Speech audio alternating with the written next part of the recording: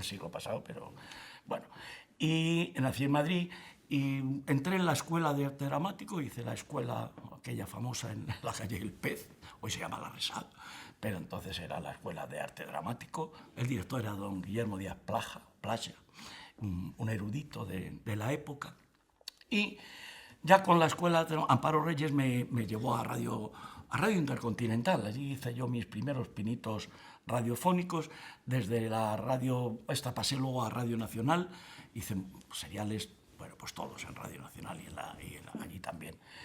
Y al mismo tiempo ya empecé a moverme un poquito en el teatro. Pues hice también mucho tiempo los títeres, hacíamos los títeres en el Teatro Goya, luego en el Teatro María Guerrero.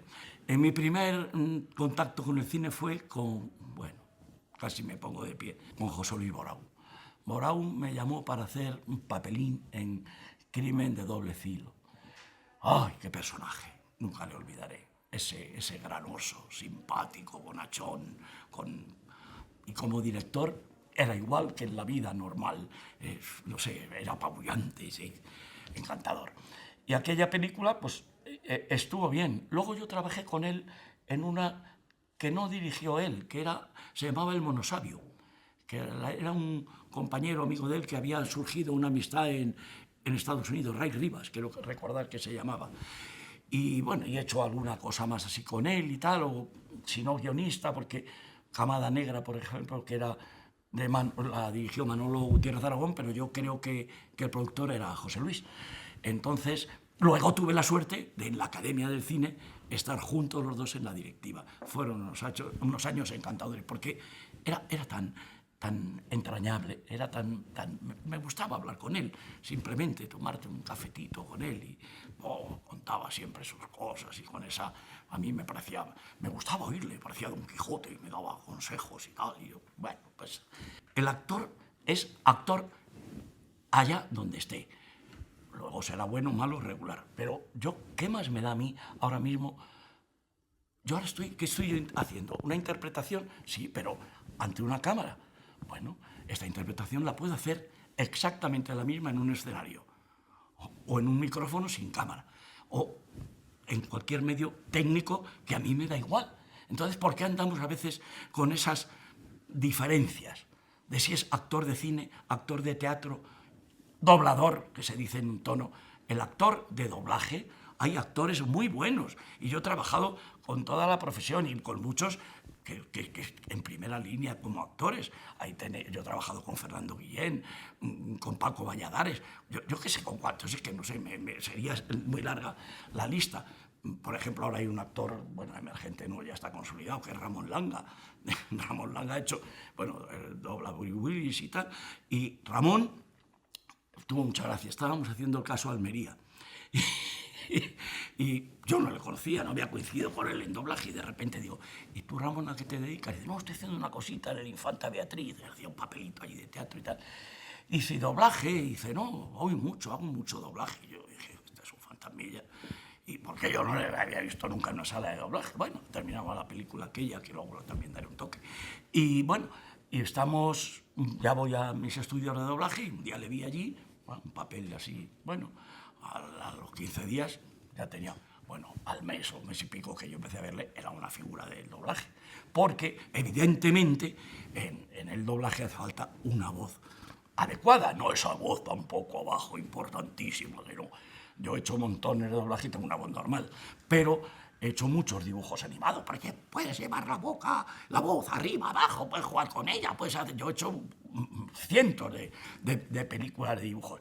¿Qué significa? Cualquiera puede hacerlo mejor o peor, pero es actor allí. Y eso mismo lo puede transmitir, para mi gusto y mi forma de pensar en esto, en el cine o en el teatro. Yo nunca creo mucho en la escuela de cine, la escuela de teatro y tal. No, las escuelas hoy de interpretación se da interpretación. Y para hacerlo ante la cámara o ante al escenario o ante la televisión, donde sea. Tampoco sé cómo llegué yo a la televisión, porque a mí mucha gente me ha considerado y me sigue considerando un actor, un producto de la televisión. Yo empecé a hacer programas de televisión, pues como muchos actores, y llevaba ya pues varios años todavía, blanco y negro, estamos hablando. Y me acuerdo Manuel Ripoll, director de programa, vamos, realizador de televisión, un día se me acercó y me dijo: oye, Chinarro, han venido unos payasos de Sudamérica, eran españoles, porque Gaby, Fofó, Miliki, Fofito, y luego Rodi, estos, y luego Emilio Aragón hijo, todos habían nacido, menos Emilio Aragón y Rodi, que eso nacieron Emilio Aragón en Cuba, y habían nacido en España. Miliki nació en Carmona y Fofó en Madrid. Bueno, total, que me dijo: ¿quieres hacer una pequeña, le van a llamar aventura, le llaman ellos, y les gustaría tener un actor que es un poco la contrafigura con ellos y tal? El trabajo nos sobraba y tal, y yo dije, bueno, y era el segundo programa que hacían en España, y dice: ¿tú quieres hacer uno con ellos, a ver qué tal? Bueno, ¿por qué no? Entonces yo hice ese programa segundo, que era, pues eso, la aventura, 15, 20 minutos, en los que yo era la contrafigura, en la que me pasaba de todo. Yo era el médico o el enfermo que se le iban a operar y se equivocaban de pierna, me pasaba de todo.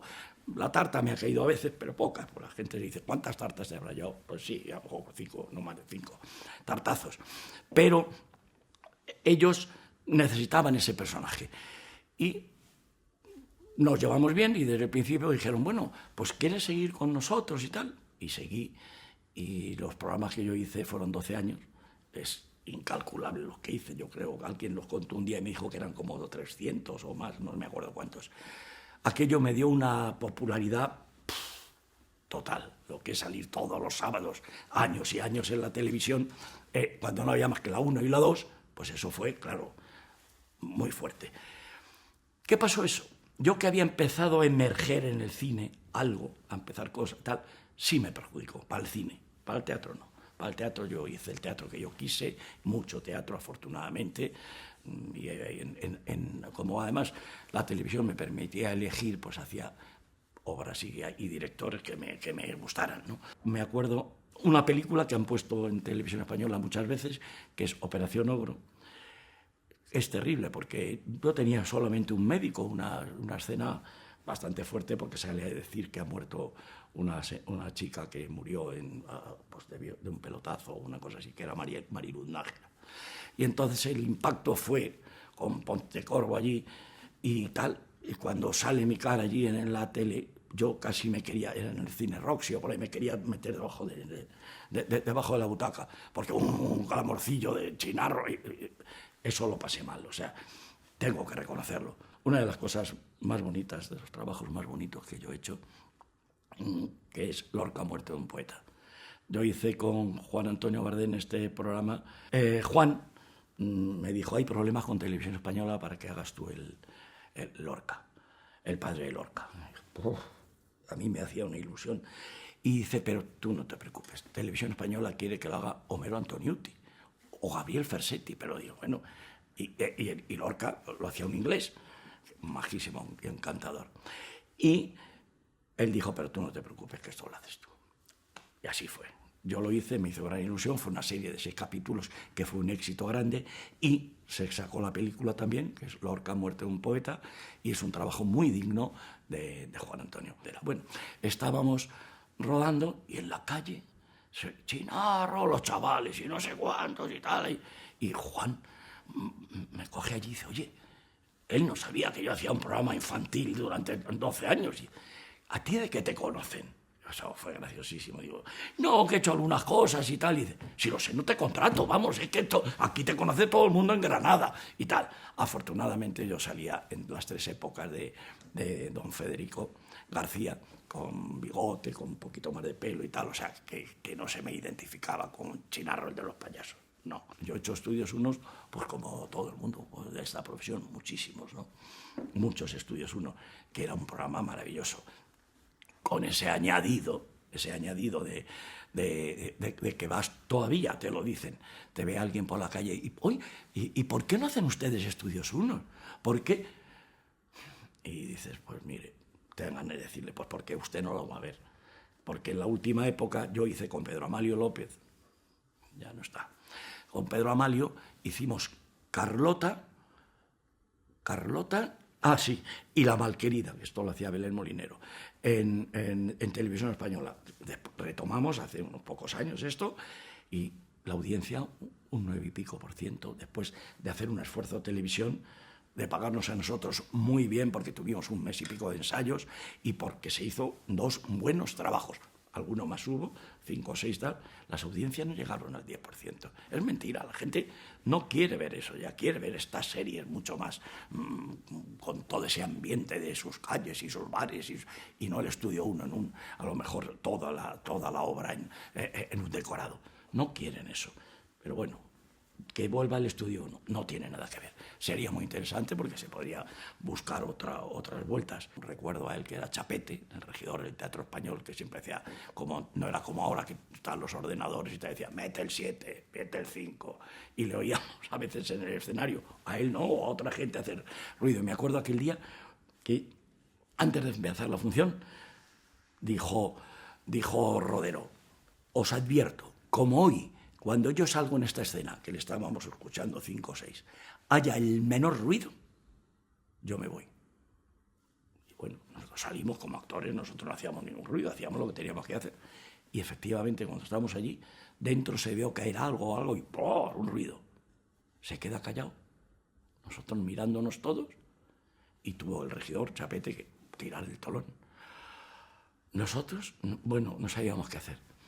Y ¿se han acabado los ruidos? Vale, levantaron el telón. El público en general para estas cosas, y cuando hay un actor como era él, ¿quién quiere una copla del arcipreste de Ita? Se llamaba la función.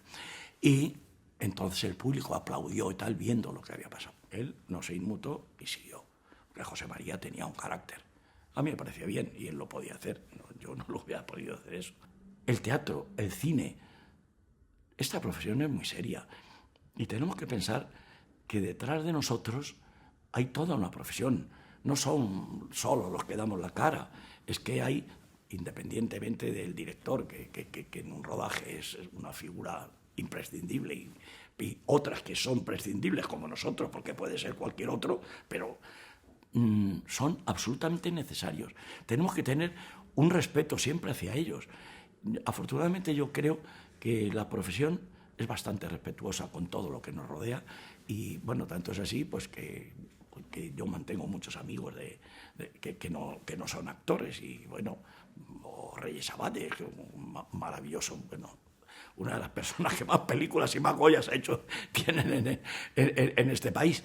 Y creo que debe ir por ahí la cosa, ¿no?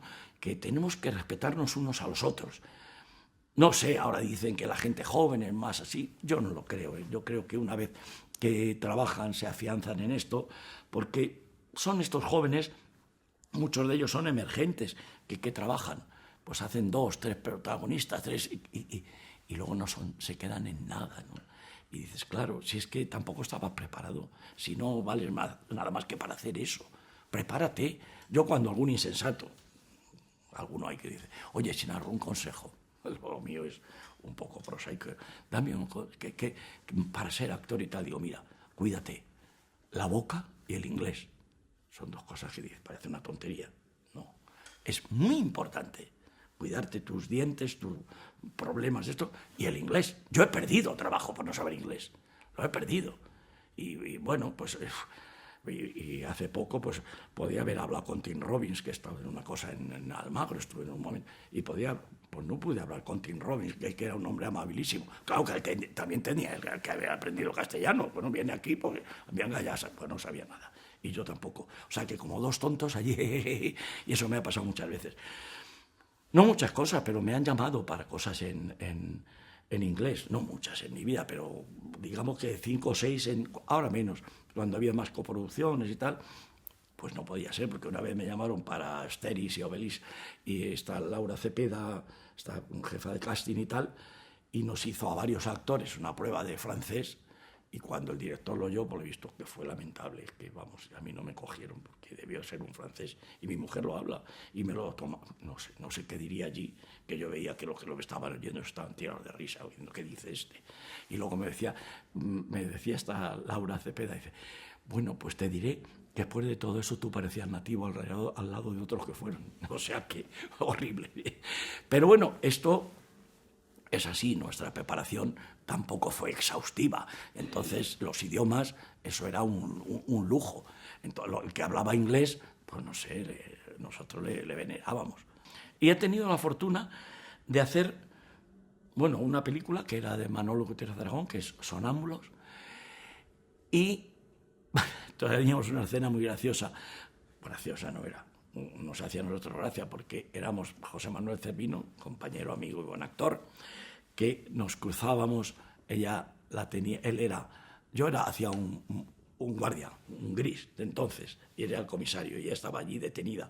Y me reía mucho porque al volverme, Ana, que es muy seria y se toma el trabajo muy serio, me guiñaba un ojo, me decía no sé, y yo, bueno, pues siempre me hacía alguna bromija y tal.